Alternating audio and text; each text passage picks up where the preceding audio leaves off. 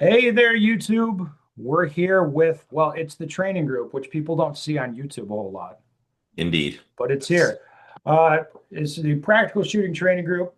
Here's, well, you guys know me. We've got Mr. Park Hello. and Mr. Kim. Hello.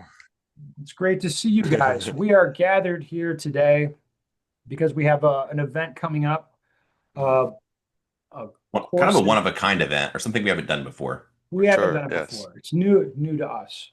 It's new to Yes. us. Uh, we're doing a group classes together in Arizona in February.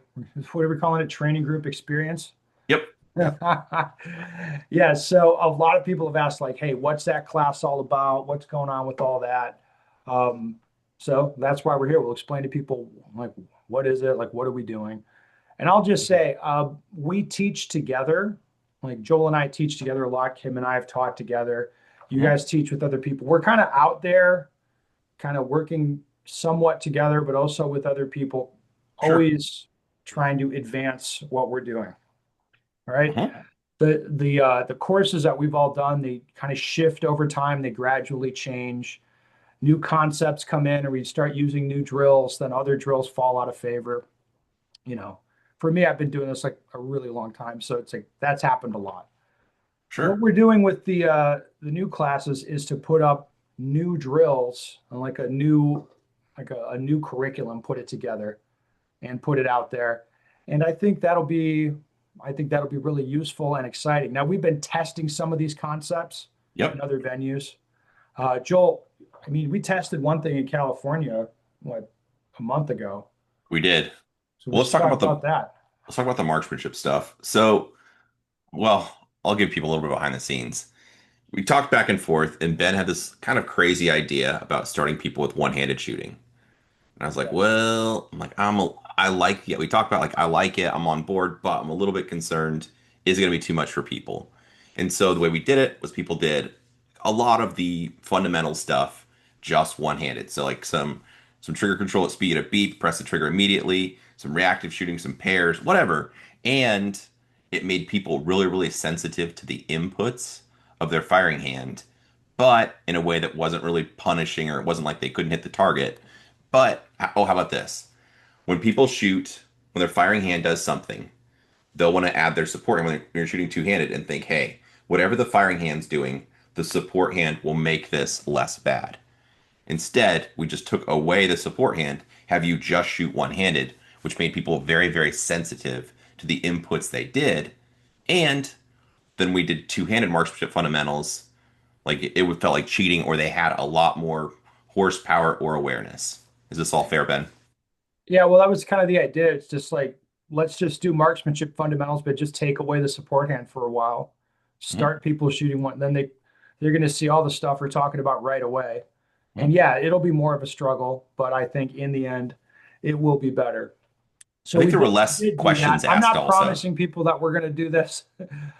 We might change how we do the marksmanship fundamentals, but we're going to do something different. Hmm. We'll So do just another block of yeah. exercises. Like one of the biggest things that I see with people is they'll fall into this pattern where they'll develop to a certain level with their shooting, and then they're pretty good. Like at their club or like with their crew, they're pretty good, but they're just a couple seconds behind where they want to be on pretty much every stage. Like they can shoot Mhm. pretty well. It's just they're not where they want to be. Well, a lot of that comes from blending or like what's a good way of putting that? Stringing tasks together in a way that is smooth and fluid, Mhm. right? So we'll do a series of exercises on that, like little snap movements from one shooting location to another when it's like a step and a half, a really inconvenient distance. Transitioning across vision barriers, transitioning smoothly between like a standing and a crouching position, those sorts of things. So we'll do a series of exercises to help people clean up like those areas where they consistently lose time on stages. Mr. Kim, I think you've got a pretty good Yes. idea as well.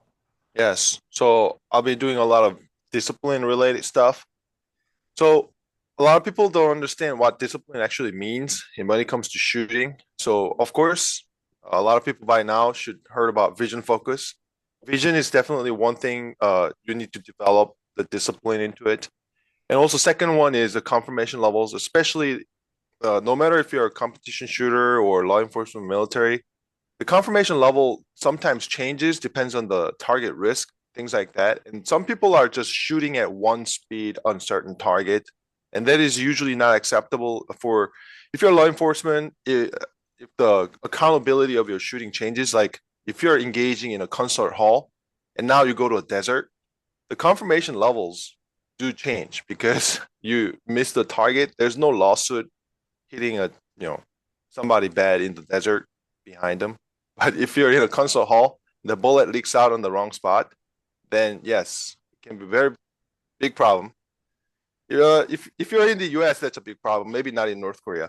But the next one is if you're a competition shooter, yes, hit factor kind of thing kind of changes. So it's kind of the training that I developed through both working with a law enforcement military and some heat factor stages.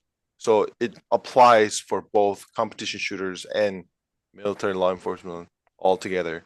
So developing discipline, both vision and confirmation, that's going to be a big key. Fantastic. Dude, I love it. Well, yeah, so I think it'll be an interesting program. And as far as I'm concerned, it's going to drive like what I'm doing or like in my class, it's going to drive the training for the next year. As far as like new drills, new concepts, like different spins on stuff, just to keep it fresh for people. I think that would be a good thing. Well, it's kind Yeah, of fun. In the yeah. last set of classes, for example, Ben, when you're setting up some of the new types of drills for people to give it a try, they're like, "Oh, you're setting up this?" I'm like, "Nah." You setting up this? I'm like, "Nah." And so it's kind of fun because then it's drills people haven't seen before, and like it's a familiar concept, but presented in a different way where we're asking different things of you, which makes that kind of fun because people don't And know I what to would say expect. this is a little next level too. I think the audience, people are ready to receive these drills, which is a little more challenging and like more awareness developed and everything developed.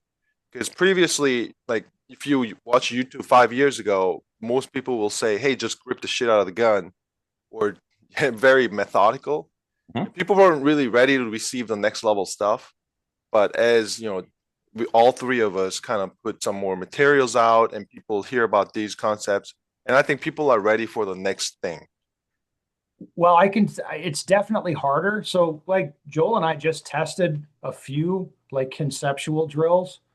And one thing that I noticed is the target sticks that I use were completely shredded after one Mhm. set of classes. So it's like 4 days of teaching, and like, I don't know, it's the set of sticks like had so much holes in the wood that I discarded them. And normally a set of sticks will last 5, 6 times longer than that, in my Yeah. experience. And it was just like, no, one set of classes and most of my sticks were wrecked. So that was, I just remember like taking them out of the truck, like, damn, like these got a lot of bullet holes in them. And I was thinking like, well, I guess the drills were harder. And Mhm. Joel was saying like, well, guys it was harder. It was definitely harder. No, it's good. It shows people how to practice, and it frustrates or tests people in a little bit different way than what they're used to. So that's part of the fun. Yes. Oh yeah. All right, guys. Well, we'll leave it there. If people have questions or comments, put them below, and then I'm sure we'll get the band back together and we'll chat about it. Heck yeah, dude. Yeah.